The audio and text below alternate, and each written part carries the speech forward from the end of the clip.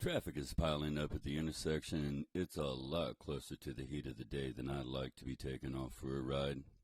But hey, what are you going to do? Things need to be taken care of before most folks can simply check out of the daily grind. It seems to take me 600 miles to become aware and fully join the moment. There are a few paths to finding some peace in this every minute consumed world. I, being a bookstore Buddha, seem to take the one I like, my motorcycle. The first step, really the only step for me, seems to be so simple: to be in the moment. After weeks or years of thought and hours of preparation to machine and myself, it's time to lift the stand and get rolling. At first glance, one would have to think a person couldn't be more in the moment than that first few minutes underway of a long motorcycle ride.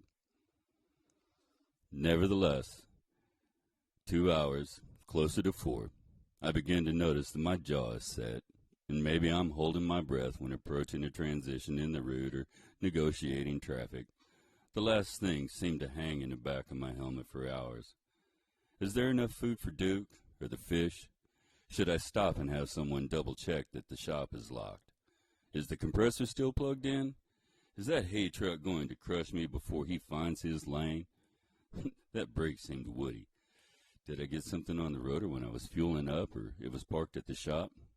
I wonder if the charge in this headset will outlast the one on my phone, or vice versa. It's about here a much-needed thought floats through. It doesn't have anything to do with this moment. This very moment is the only life you have. So let it go and enjoy the ride. Eventually, the travel drum song of my bike is rolling off the hillsides and buildings I'm passing through.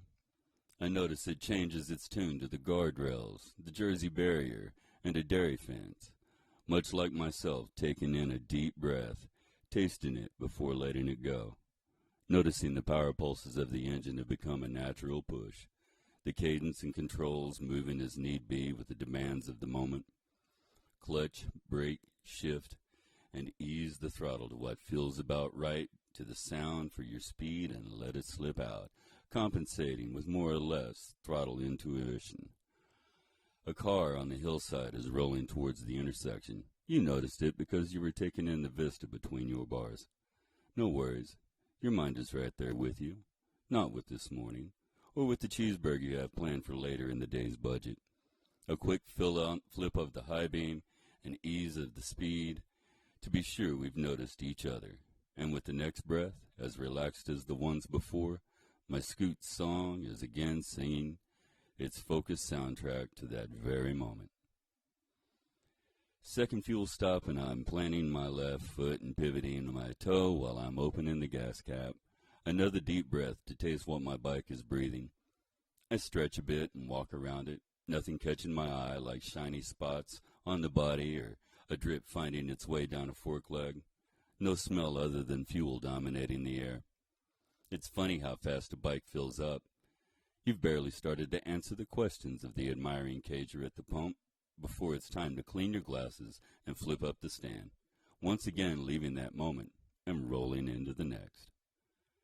The most cliched line of our culture, absolutely hands down, has to be, live to ride and ride to live. And once again, hackneyed old lines that are proven, in the long run, to be true. I forget sometimes, and it takes wiping down my bike, or seeing another in the breeze while I'm at work to remember, when I can embrace the moment of my life spent on a motorcycle, no matter how hot, rainy, windy, bumpy, or even downright terrifying. Being in the moment is freaking out a little bit when the truck nearly kills me at the intersection, or screaming when cold rain runs down the back of my neck and puddles in the seat. When that moment's gone, roll through to the next one.